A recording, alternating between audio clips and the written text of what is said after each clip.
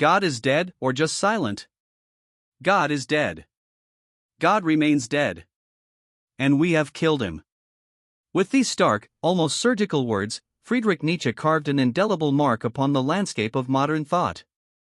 Uttered in the late 19th century, his declaration in The Gay Science was not, as often misunderstood, a literal claim of divine demise.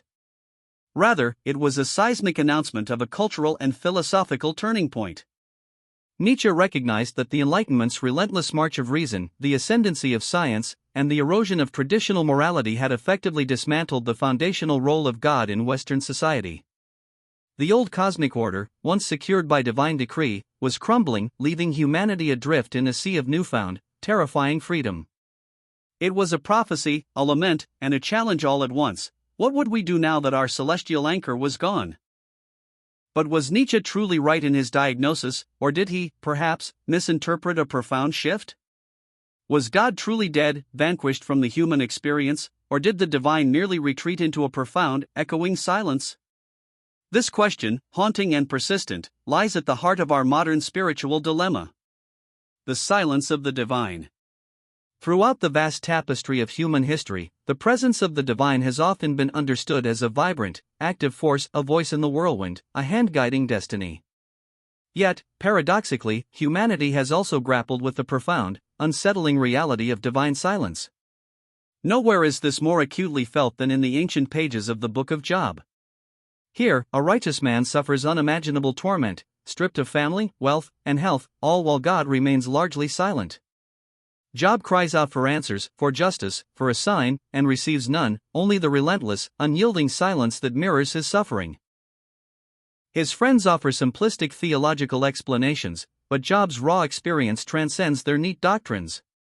The divine is there, a silent witness, perhaps a silent orchestrator, but undeniably, silently present in the face of excruciating pain. This historical echo reminds us that the struggle with divine reticence is as old as faith itself. Religious historian Karen Armstrong illuminates this timeless struggle with striking clarity. She posits that for most spiritual traditions, the divine is experienced more often as absence than as a tangible, comforting presence. Faith, then, is not merely about believing in a set of doctrines, but about learning to live with the profound mystery that lies at the core of existence. As Armstrong eloquently states, religion is not about believing things. It's about what you do and how you live and how you bear the unbearable. This perspective reframes divine silence not as a void to be feared, but as a space that demands engagement, humility, and a willingness to transcend the need for definitive answers. Is anyone listening? The differing interpretations of this divine silence reveal a profound philosophical chasm. On one side stands Nietzsche's nihilism, born from the perceived absence of ultimate meaning in a godless world.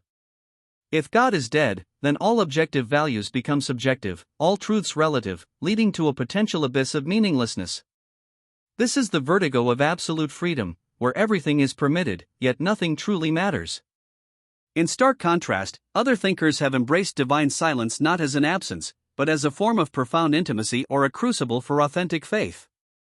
Martin Buber, with his concept of the I-thou relationship, suggests that encountering God is not about grasping an object or a concept, but entering into a dialogue, a reciprocal relationship. In this framework, divine silence might not be abandonment, but a deeper form of communication, an invitation to a different kind of listening. A God who is understood is no God at all, Buber might imply, suggesting that true encounter transcends our limited human comprehension. Perhaps, then, silence is God's final language, a deeper resonance that bypasses words and speaks directly to the soul. Søren Kierkegaard, the great Danish existentialist, embraced this mystery with his radical concept of the leap of faith. For Kierkegaard, faith is not a rational deduction from evidence, but an audacious, passionate commitment made in the face of uncertainty, even absurdity. Faith begins where thinking leaves off, he asserted. In a world where God remains silent, the leap of faith becomes not an act of blind credulity, but a profound affirmation of freedom and personal responsibility. It is precisely in the absence of definitive proof that true faith finds its most potent expression, an act of defiant belief in the face of an echoing void. Simone Weil, the enigmatic French philosopher and mystic, offers yet another poignant interpretation. For a while, God's withdrawal, his apparent absence, is not a sign of indifference, but an act of profound love that makes space for human freedom. God withdrew so that we could come into being, she believed. This divine self-effacement is a testament to God's respect for human autonomy, an invitation for humanity to truly become. In this view, divine silence is not a sign of abandonment, but a sacred emptiness, pregnant with the potential for human becoming and an ultimate reunion, a space for us to choose love, justice, and meaning. Mystery as meaning. And so we are left with haunting, open-ended questions that reverberate through the chambers of our souls. If God is silent, is he testing us, refining us through the fires of uncertainty? Or is he simply gone, a relic of a bygone age, a comfort we no longer need? Is divine silence a sign of our collective maturity, that we are no longer children needing a constantly hovering parent, but adults called to forge our own paths and discover our own meaning?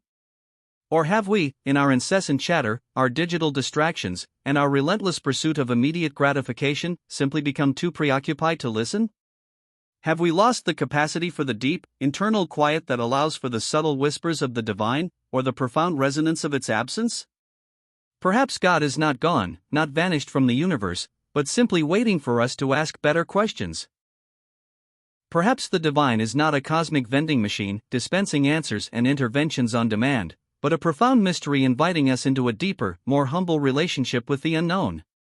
Maybe silence is God's final language and we have forgotten how to hear, accustomed as we are to the cacophony of the modern world. The echo that speaks. We stand at the precipice of a new understanding, suspended between the perceived death of God and the profound implications of divine silence. There are no easy answers, no definitive pronouncements to bring comfort or certainty. But perhaps that is precisely the point. The echoing silence of the divine is not a void to be filled, but a space to be explored with humility, wonder, and an open heart. It is in this profound silence that the seeds of true faith, genuine inquiry, and authentic humanity are sown. The search for God, or for meaning in a world without an obvious divine presence, becomes less about finding an answer and more about engaging with the question itself. It is about the journey, the wrestling with doubt, the quiet moments of contemplation. The divine, whether absent or merely silent, leaves an indelible echo, a profound resonance in the human soul that compels us to seek, to question, and to listen, even in the stillness. And in that echo, in that enduring mystery, perhaps we find a deeper, more profound connection to the sacred than any definitive answer could ever provide.